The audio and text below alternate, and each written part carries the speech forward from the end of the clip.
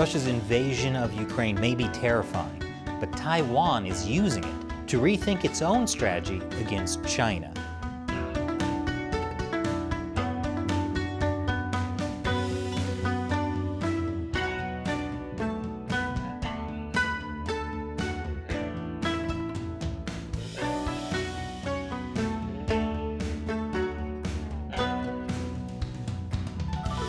Welcome to John Uncensored. I'm Chris Chappell. Russia's invasion of Ukraine is horrible, terrifying. Even people from Yemen are like, this is bad, I gotta get out of here. But for the Taiwanese, Russia's invasion is inspiring. Not in a good way, but in a way that's making them start to take their own defense a lot more seriously. Because the People's Republic of China is threatening to invade them at any time, like Russia. But it's China. No one wants to see that. Which is why Taiwan is now calling for an all-out defense strategy in the wake of Ukraine. For Taiwan's president, Tsai Ing-wen, the China threat is no joke. Here she is in a U.S. fighter jet, at a Navy base, in front of a picture of helicopters, and just generally looking like an action hero with her hair blowing in the wind. And her latest? Visiting a military base 1 week ago just outside the capital of Taipei. Because that's where the Taiwanese military is now training its Taipei reservists. The idea is to train them to fight in areas close to their homes, since they could end up in a protracted battle in their own streets, the way Ukrainians are. Tsai Ing-wen said the recent situation in Ukraine once again proves that the protection of the country, in addition to international solidarity and assistance, depends on the unity of the whole people. Late last year, Taiwan's government announced reforms to its reservist training, which took effect this month, just in time to match Russia's invasion, turns out.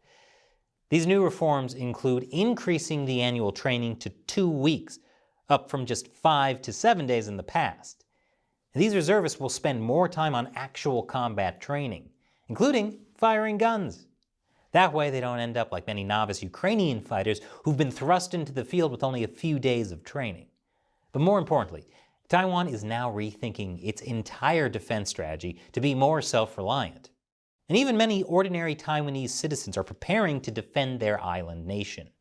This weekend, a Taiwan-based grassroots program called Kuma Academy is holding a 2-day basic training course advertised here to teach citizens self-defense, military strategy, and practical courses it says will make up for the weakened civil defense mobilization capabilities under the existing system. That's in line with what President Tsai talked about earlier this month, calling for an all-out defense strategy. It's aimed at mobilizing all available military power to deal with a potential China invasion. Also last week, the U.S. and Japan held joint military drills.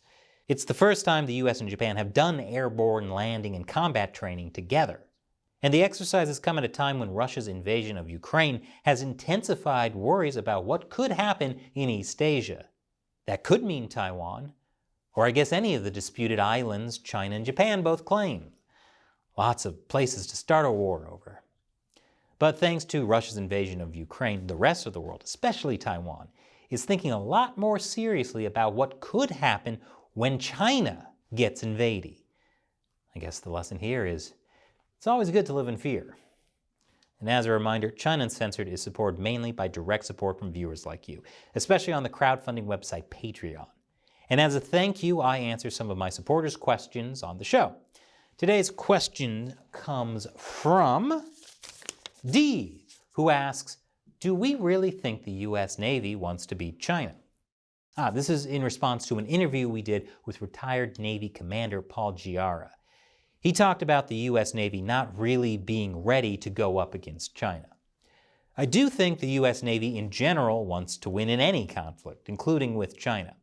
But wanting to win is not the same as being prepared to win. Because being prepared requires having a solid overall strategy, plus well thought out plans and backup plans, and the willingness to suffer serious losses that the PLA could inflict on the U.S. As our guest Paul Giara pointed out, the U.S. Navy isn't really there. And that's because fundamentally the U.S. military as a whole doesn't have a good strategy to take on China, the way China is preparing to fight. But hopefully Russia's invasion of Ukraine will kick the U.S. military into gear the way it's done for Taiwan's military. Thanks for your question, D.